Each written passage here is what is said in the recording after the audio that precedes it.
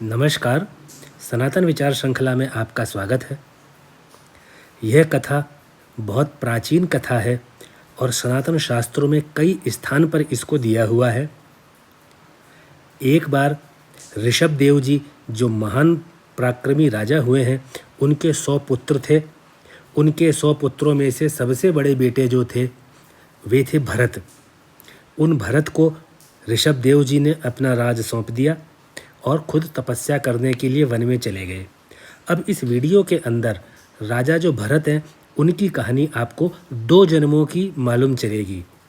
राजा भरत का जीवन, उसके बाद जो उनका जीवन एक हिरण के रूप में हुआ, मृग के रूप में, और फिर उसके बाद में वापस से वे एक मनुष्य के रूप में जन्मे। इस पूरे कथा से, उनके अलग अलग जन्मों से आपको ये पता चलेगा कि सनातन शास्त्र के अंदर इतना गहरा चिंतन जो करने वाले हमारे पूर्वज थे, वे कितने विद्वान थे। आप कथा को सुनिए। बहुत सरल कथा है कि राजा भरत राज करने के समय अपनी जनता से बहुत प्यार करते थे और बहुत प्यार से शासन करते थे। वास्तव में वे इतने महान शासक थे कि माना जाता है कि भारत का नाम उनके नाम पर भारतवर्ष रखा गया। कई वर्षों के बाद उनके लिए भी अपने पिता की तरह राज को त्यागने और अपने अंतिम वर्षों को भगवान की पूजा और ध्यान में बिताने का समय आ गया। इसलिए उन्होंने राज को अपने 5 पुत्रों में बांट दिया और वे एक आश्रम में जाकर के एकांत में रहने लगे। अब वे राजा से सन्यासी भरत हो गए। तो एक दिन सन्यासी भरत सुबह सुबह पूजा के पश्चात आश्रम के पास नदी के तट पर पवित्र शब्द ओम का जाप कर रहे थे। उसी समय एक गर्भवती हिरणी, जिसके पेट में बच्चा था, जो हिरण था, मृग, वो जल पीने के लिए तट पर आती है, नदी के किनारे आती है। अचानक आश्रम में एक शेर की भयानक दहाड़ गूंजती है। वो हिरणी डर जाती है और भागने की कोशिश करते हुए बहुत ज़ोर से कूदती है। उसका डर और उसका कूदना इतना तेज था कि जैसे ही उसने छलांग लगाई, उसने अपने बच्चे को जन्म दे दिया और पैदा हुई छोटी हिरणी। फिर वह बच्चा नदी में गिर गया। नदी के अंदर गिरते हुए देख करके जो माँ थी हिरणी, वो सदमे से मर गई। ये जब सन्यासी भरत ने देखा तो उनको उस छोटे बच्चे पे दया आ गई। उन्होंने उसको बहते पानी से बचाया और आश्रम में ले आए। अब सन्यासी भरत ने उस बच्ची का, जो हिरणी बच्ची थी, उसकी देखभाल करना शुरू कर दिया। उन्होंने खुद से कहा, इस बेचारी हिरणी का तो कोई ख्याल रखने वाला नहीं है। इस दुनिया में मेरे अलावा इसका और कोई नहीं है। अब इसलिए इसकी देखभाल करना मेरा कर्तव्य है, मेरी ड्यूटी है। धीरे धीरे एक एक दिन बीतने से सन्यासी भरत का हिरण के बच्चे के प्रति प्रेम बढ़ता चला गया। वह उसे खाने के लिए घास, छोटी छोटी जो भी चीज़ खा सकता था, वे इकट्ठा करते, खतरनाक जानवरों से बचाते और गोद में उसको दुलारते, प्यार करते रहते।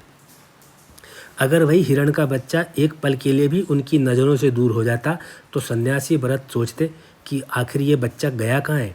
ऐसा होने से सन्यासी भरत अपनी पूजा पाठ में तो कम समय बिताने लगे और हिरण के बच्चे में ज़्यादा सोचने लगे और ज़्यादा ही उनके बारे में देखभाल करने लगे। जल्दी ही सन्यासी भरत अपने ध्यान और पूजा के बारे में सब भूल गए और उनका सारा जो टाइम था उस हिरण के बच्चे की देखभाल और उसके बारे में सोचने में ही बीतने लगा। जब हिरण का बच्चा भटक जाता तो सन्यासी भरत उसे हर जगह ढूंढते, इस डर से कि कहीं कोई जानवर उसको खा न ले। उनका पूरा का पूरा विचार, उनका पूरा जीवन उस छोटे से बच्चे पर ही केंद्रित था। एक दिन वह समय भी आया जो सभी के जीवन का अंतिम पल होता है और सन्यासी भरत की मृत्यु का पल आया। वह असहाय होकर अपने स्थान पर बैठ गए और हिरणी के बच्चे को देखते रहे और अपना पूरा ध्यान उसी पर केंद्रित करके उन्होंने अपना शरीर छोड़ दिया। मृत्यु के बाद व्यक्ति के साथ क्या होता है, यह इस बात पर निर्भर करता है कि मृत्यु के समय उस व्यक्ति के मन में क्या विचार आ रहे हैं। जो राजा भरत थे, जो अब सन्यासी थे, वे मरते समय एक हिरण के बच्चे के बारे में सोच रहे थे, इसलिए उनको जो अगला जन्म हुआ वो हिरण का हुआ। हालांकि उन्होंने पूरे जीवन में बहुत त्याग और तपस्या की थी, भक्ति की थी, इस वजह से उनको अपने पूर्व जन्म की बात याद रह गई। वो अपने पूर्व जन्म को भूले नहीं, चाहे उनका जो शरीर था वो हिरण का था। अब हिरण के शरीर में जन्म लेने के बाद में उनको तकलीफ़ हो रही थी, पश्चाताप हो रहा था। वे सोचते रहे, कि मैंने पूरे जीवन भगवान के प्रति समर्पित किया था, लेकिन मैं उन्हीं का ध्यान तो कर रहा था। लेकिन जैसे ही हिरण का बच्चा मेरे संपर्क में आया तो मैं भगवान को छोड़कर हिरण के बच्चे के लिए आसक्त हो गया। इसलिए मेरे को यह जीवन हिरण के बच्चे के रूप में मिला है। अब जो हिरण बने हुए जो भरत थे, पहले राजा भरत थे, फिर सन्यासी भरत हुए, अब हिरण भरत हो गए। उन्होंने अपने जो परिवार को, कुटुंब को छोड़ दिया और जाकर के उसी आश्रम के पास में घास वास चरते और रहने लगे। वहाँ वे अकेले जो भरत हिरण था वो रहने लगा और अपने मृत्यु की प्रतीक्षा करने लगा। पूरा जीवन बीतने के बाद में एक दिन जो हिरण भरत था उसकी मृत्यु हो गई। अब क्योंकि वो इस हिरण के जीवन के अंदर भी वो ईश्वर के बारे में ही सोचते रहते थे, इसलिए उनका जीवन जो जन्म हुआ इस जीवन में मनुष्य के रूप में हुआ। लेकिन उन्होंने तपस्या के कारण उनको इस जीवन के अंदर अपने राजा भरत होने का, सन्यासी भरत होने का और हिरण होने का यह सारा उनको याद था। इसलिए वे हमेशा श्री हरि का ध्यान करते रहते। और सब लोग कहते हैं कि लड़का तो बहरा है, गूंगा है, कम बुद्धि का है, बोलता ही नहीं है, वो बिल्कुल चुपचाप बैठे रहते, बोलते ही नहीं। इसलिए लोग बाग उनको मूर्ख कहते या जड़ कहते, मतलब निष्क्रिय, इनएक्टिव। जड़ मतलब जो बिल्कुल स्थिर है, निष्क्रिय है, कुछ नहीं करता है। उनके पिता ने उन्हें ब्राह्मणों के बच्चों की तरह से शिक्षा दिलाने की कोशिश की, लेकिन कोई फ़ायदा नहीं हुआ। जड़ भरत को सिखाया ही नहीं जा सकता था, क्योंकि वे कुछ सीखना ही नहीं चाहते थे। वे 24 घंटे केवल भगवान की भक्ति ही करते रहते थे, मन के अंदर भगवान का ही ध्यान रहते थे। एक दिन उनके माता पिता की भी मृत्यु हो गई, तो उनके भाइयों ने भी उनको सिखाने की कोशिश की, लेकिन जड़ भरत ने वो अपने भाइयों की भी बात नहीं मानी, कुछ नहीं बोलते, चुपचाप बैठे रहे। तो जड़ भरत के भाइयों ने उनको घर से निकाल दिया। अब जड़ भरत को जब भोजन की दिक्कत आई तो भी वे चुपचाप बैठे रहते पेड़ के नीचे और भगवान को याद करते रहते, और उनके अंदर केवल आत्मा का आनंद था और वे केवल भगवान को ही ध्यान में रहते थे, इसलिए उनको कभी कोई दिक्कत नहीं हुई। तो एक बार ऐसे ही पेड़ के नीचे बैठे हुए थे, तो एक दिन वहाँ के राजा रहुगण की पालकी से, अपनी पालकी से जा रहे थे कि कपिला आश्रम की तरफ। तो पालकी उठानों में से जो उठाने वाले 4 लोग होते हैं उनमें से एक आदमी बीमार हो गया और वो काम कुछ नहीं कर सकता था। इसलिए पालकी उठाने वाले का जो कप्तान था वो एक स्वस्थ आदमी की तलाश में था, तगड़े आदमी की तरह। उसने जड़ भरत को एक पेड़ के नीचे चुपचाप अपने में मस्त होकर के बैठे देखा और उससे कहा कि तुम पालकी को उठा लो, क्योंकि एक आदमी बीमार हो गया है। जड़ भरत किसी को कोई जवाब देते नहीं थे, चुपचाप बैठे रहे। इसलिए पालकी ढोने वाले ने उसको ज़बरदस्ती हाथ से पकड़ के उठा लिया, अपने साथ ले गया और पालकी का जो डंडा होता है उसके कंधे पर रख दिया और सब लोगों से कहा कि अब आगे पालकी उठा करके आगे चलो। सब चलने लग गए, लेकिन जड़ भरत जो कि शरीर से बहुत मजबूत थे, लेकिन बहुत धीरे धीरे और चुपचाप बिल्कुल असामान्य रूप से चल रहे थे, किसी से तालमेल बिठा के नहीं चल रहे थे। वो अपने जो ज़मीन जो थी, जहाँ पैर के नीचे की ज़मीन थी, उसको ध्यान से देख रहे थे कि कोई कीड़ा वीड़ा उनके पैर के नीचे नहीं आ जाए। जब राजा रहुगण ने देखा कि पालकी टेढ़ी मेढ़ी चल रही है, हिल रही है, तो उसने परेशान होकर के कप्तान से पूछा। कप्तान ने बताया कि नया जो ढोने वाला आदमी है ठीक से नहीं चल रहा है। राजा ने तब जड़ भरत का मजाक उड़ाया कि लगता है कि तुम बहुत बड़े घर के हो और तुम बहुत थक गए हो, जो तुम्हें पालकी उठाने में दिक्कत आ रही है, और तुम इतने समय से पालकी को अपने अकेले ही कंधे पे उठा के आ रहे हो, इसलिए तुमको तकलीफ़ हो रही है। मतलब व्यंग मारने लगा, मजाक करने लगा, बेइज्जती करने लगा, और तुम बूढ़े भी हो और बीमार भी हो, इसीलिए तुमको नहीं उठाया जा रहा है। राजा के शब्दों का जड़ भरत पर कोई प्रभाव नहीं पड़ा, वे वैसे ही चलते रहे। वे कभी कुछ बोलते नहीं थे, क्योंकि जड़ भरत ने राजा की बात पर ध्यान नहीं दिया। तो राजा जो घमंडी था उसका घमंड टूट गया, राजा को गुस्सा आ गया और वो ज़ोर से चिल्ला करके बोला, बेवकूफ़ मूर्ख, तू जिंदा लाश है क्या? मैं तुझे सही अवस्था में जिंदा लाश बना दूंगा।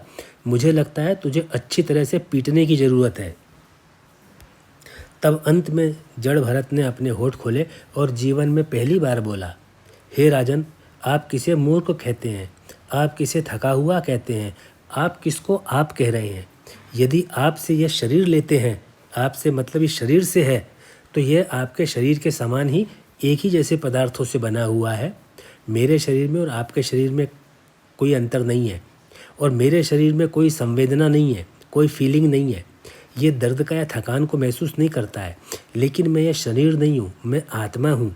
आप मुझे एक जीवित लाश कहते हैं, वह एक शरीर के लिए तो सच है, क्योंकि मैं जब भी आत्मा हूँ निकल जाऊँगा इस शरीर से, तो ये लाश है।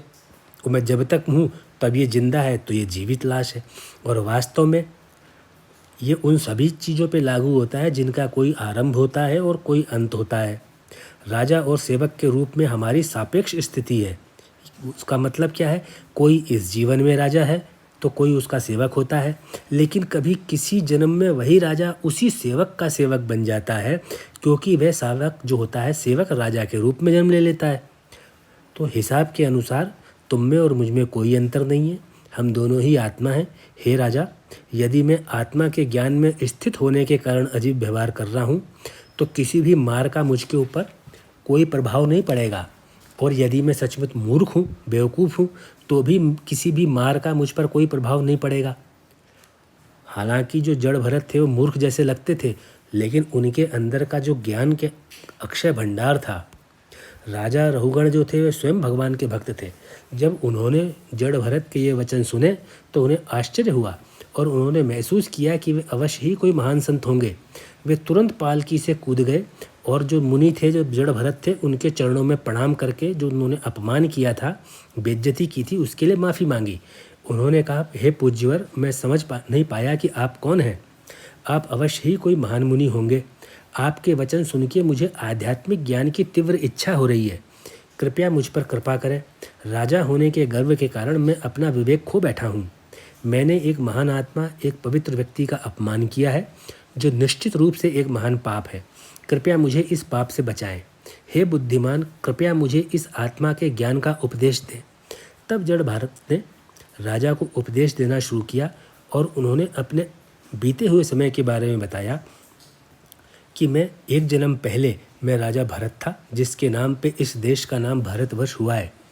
मैंने ही अपने दिन, अंतिम जो दिन थे, उनमें प्रार्थना और ध्यान में बिताए, लेकिन मैं एक हिरण के बच्चे से जुड़ गया जिसकी मैंने जान बचाई थी। मैं अगले जन्म में इसीलिए हिरण के रूप में पैदा हुआ, लेकिन प्रार्थना और भक्ति के लिए अपने जीवन में बिताए हुए समय के कारण मुझे अपना पहले का जीवन याद रहा, और अब मैंने फिर से शरीर जो लिया है वह मानव जीवन में लिया है, जिसे आप अपने सामने देख रहे हैं। और मैं वापस से किसी भी रोग में ना फंस जाऊं, मोह में ना फंस जाऊं, माया में ना फंस जाऊं, लालच में ना फंस जाऊं, इसलिए मैं चुप रहता हूं और रोगों से दूर रहता हूं।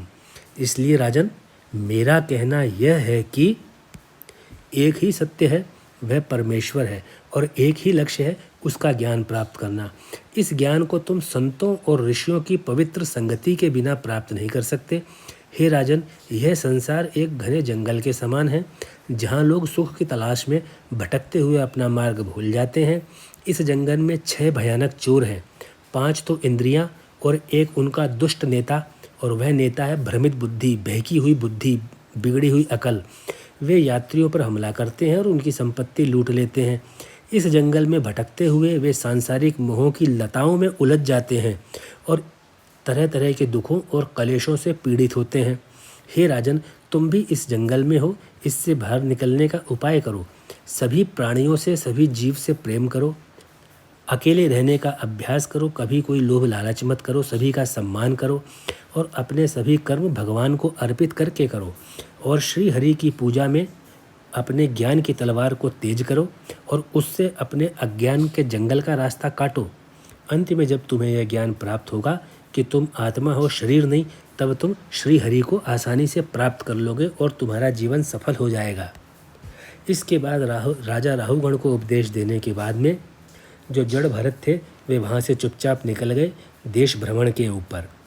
इस प्रकार की कथा जो है यह सिद्ध करती है कि सनातन शास्त्रों के अंदर जो ऐतिहासिक रूप के अंदर पुराण एक इतिहास को भी माना गया है, तो किस प्रकार के ज्ञान को संजो करके रखा गया है कि भारतवर्ष में आने वाली पीढ़ी, सनातनियों की जन्म लेने वाली पीढ़ी इस सुंदर विचारों को प्राप्त कर सके।